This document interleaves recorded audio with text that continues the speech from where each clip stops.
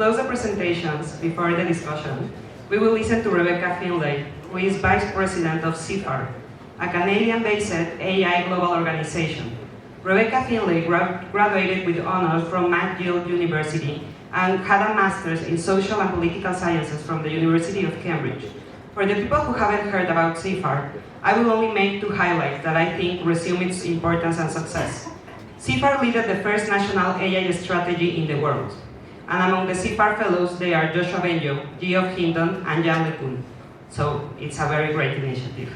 We are very grateful for having Rebecca here, only for this event and showing their interest in supporting the development of AI in Latin America. Thank you, Rebecca.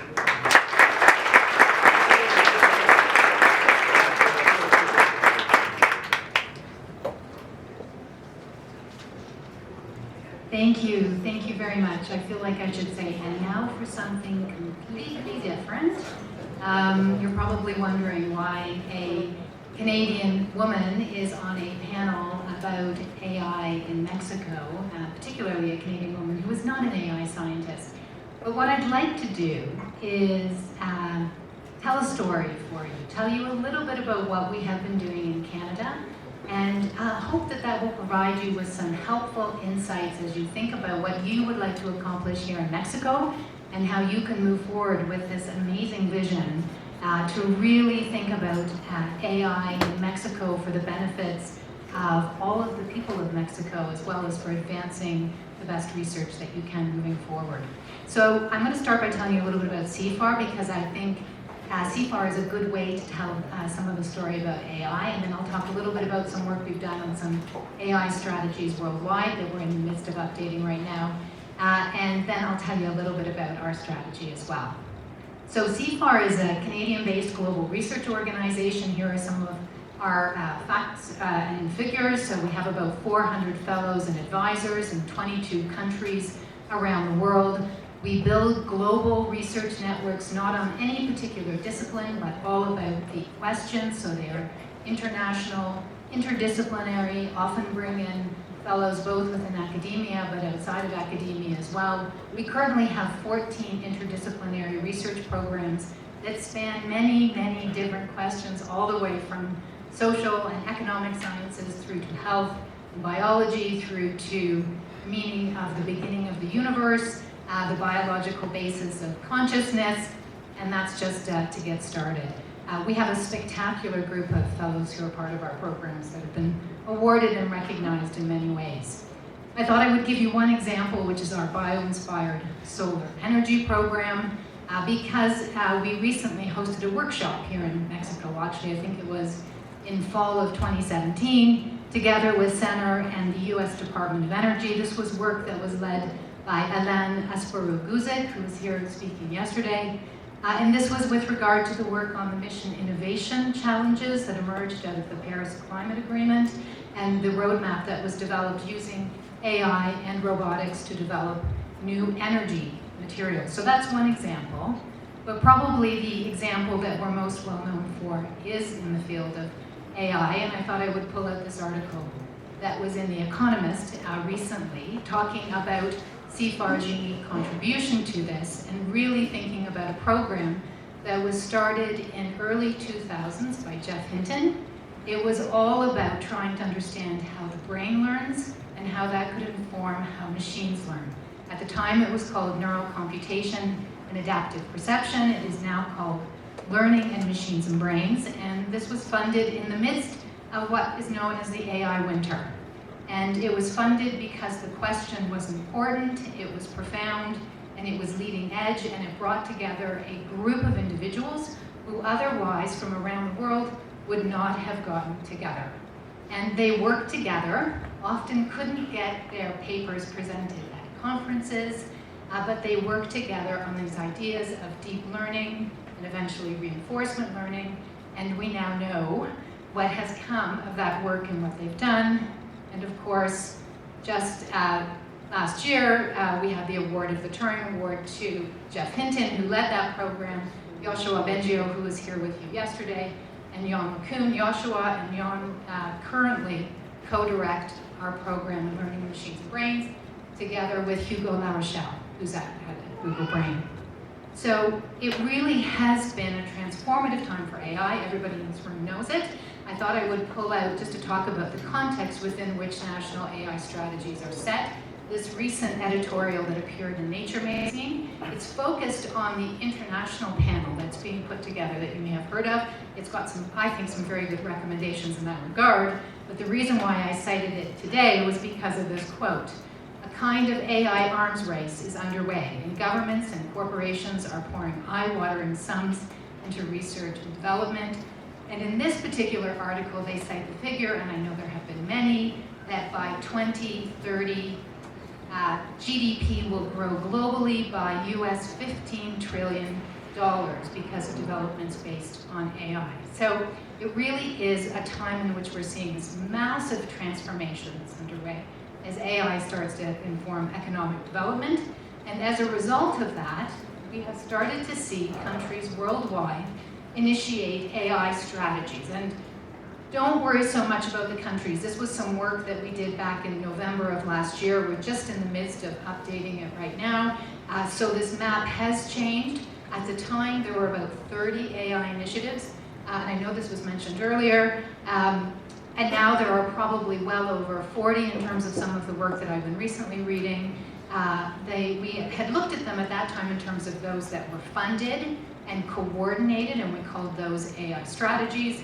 We looked at those that had those countries where some guiding documents had been developed, and there was a guiding document, as you all know, developed here in Mexico that was starting to generate consultations and advice, and then those that were starting to work on strategy. So clearly in the last year, this map has changed. We now have announcements out of the US government around a national AI initiative.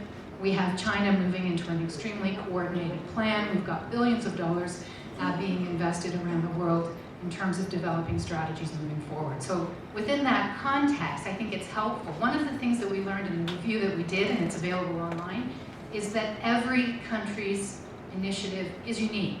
So there are those that focus some more on research and talent, those that focus more on industrial development, those that have some focus related to the risks and ethical and social issues related to AI, but each one is developed within the context of what the national priorities and needs are. So it's well worth taking a look at them. And as I say, if you're interested, I'll give you my email at the end, reach out and I'll send you the updated report when it's done later this year. So let me tell you a little bit about the Canadian strategy. So this is very odd for a Canadian to say, but the CIFAR Pan-Canadian AI Strategy in Canada was the first national AI strategy funded in the world. There are very few things in Canada we feel first about, so this is sort of exciting for us. It's a very focused strategy. It came about because Canada was concerned that there had been significant investment, which I just talked about, in terms of leading researchers and research capacity through CIFAR, but NSERC and other organizations across Canada. And many of those researchers were now going into industry, and many of them were leaving the country. So how could we develop a strategy that would ensure that we were recruiting talent to Canada and retaining talent that was already in Canada? So it's a very focused strategy, predominantly looking at research and talent. How do we hold on to talent, acquire it, and nurture and develop talent moving forward?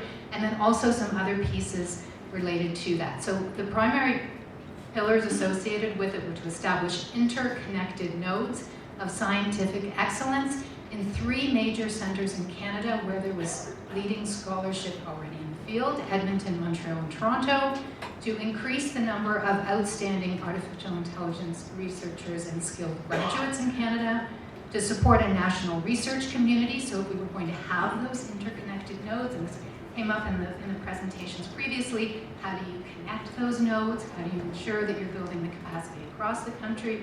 And then finally, to develop global thought leadership on the societal implications of AI. So the geography in Canada was really based upon the leadership. So we had Jeffrey Hinton, who was based at the University of Toronto. We had Joshua Bengio, who was based at the Université de Montréal. And we had Richard Sutton, who I haven't mentioned yet, but Rich is a world-leading scholar in the area of reinforcement learning, and he happens to be based in Edmonton.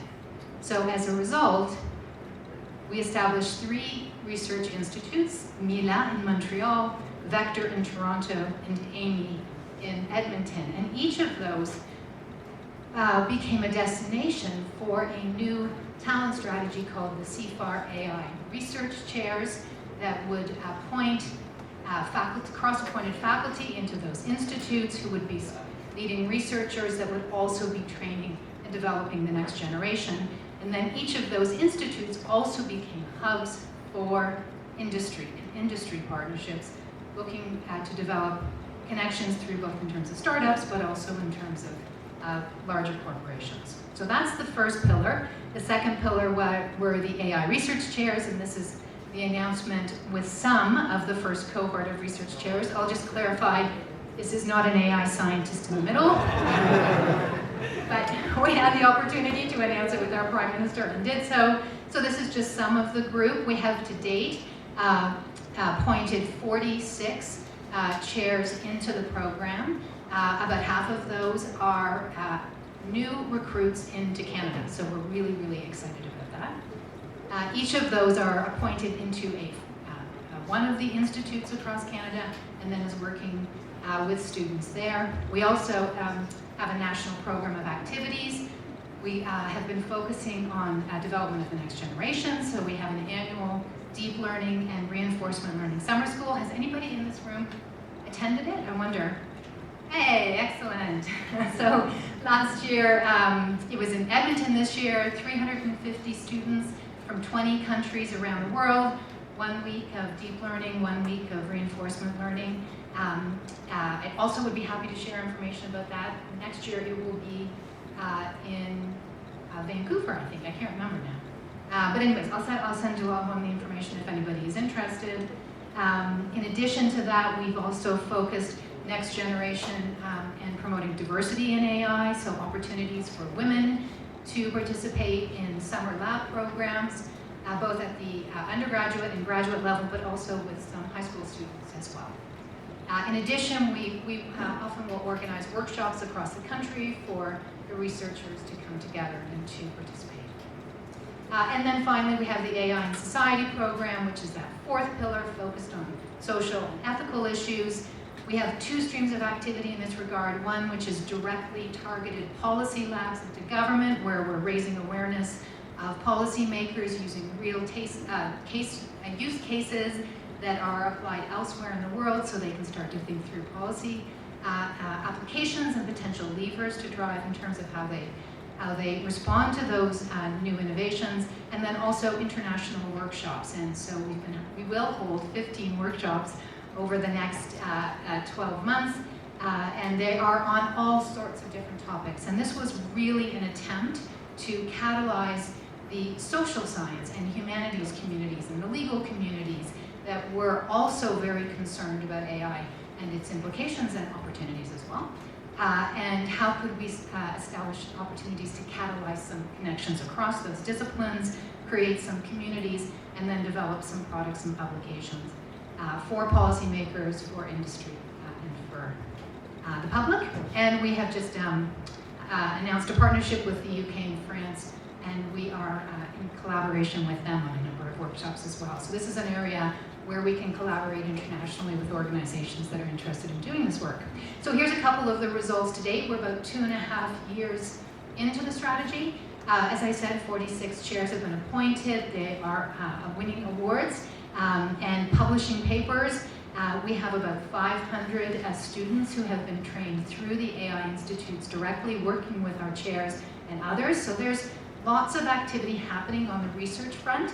But I think when you have a research strategy, people think, well, what are the actual economic implications of that? And for Canada, we are extremely excited because we've often had difficulty raising venture capital and really driving funding into our startup community. But in the last year and a half, we've raised $418 million in venture capital funding, which is amazing for us. And there are about 650 AI startups across Canada and 54 partnerships with industry. And then there have been 30 announcements in the last 2 years of major R&D labs, new research labs that have been set up around each of the 3 institutes and elsewhere across the country. I like to talk about the Google DeepMind investment because Google DeepMind, based in London, UK, decided that for their very first international investment outside of the UK, they would set up a lab in Edmonton.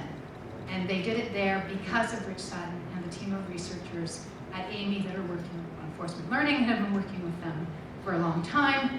I also like to talk about Uber because Uber was looking for a place to set up its head lab for autonomous vehicles, and they approached Raquel Bertison, who is at the Vector Institute and at the University of Toronto, and she said yes, she would be their chief scientist, but the lab had to be in Toronto. That's where she was going to raise her family, and so now that lab has emerged as the leading lab with regard to autonomous vehicles. And then one last one is just an entirely different industry. RBC, our largest, one of our largest companies in Canada, which is a bank and financial institution, has set up an AI lab within the bank that does both basic research and applied research focused on fintech applications and other things that are emerging out of the bank. So it's really an exciting opportunity. I have to say, stay tuned. We're all very interested to see where and what will happen next and how we can continue to build the community, what we can do with regard to the funding that's already been provided for the strategy. But we are very excited about what's been happening to date. And we'd be more than happy, as we sit on the panel, to talk more about what's happening here and what we can do. And if there are any questions that anyone has, please reach out to me, and I'll be happy to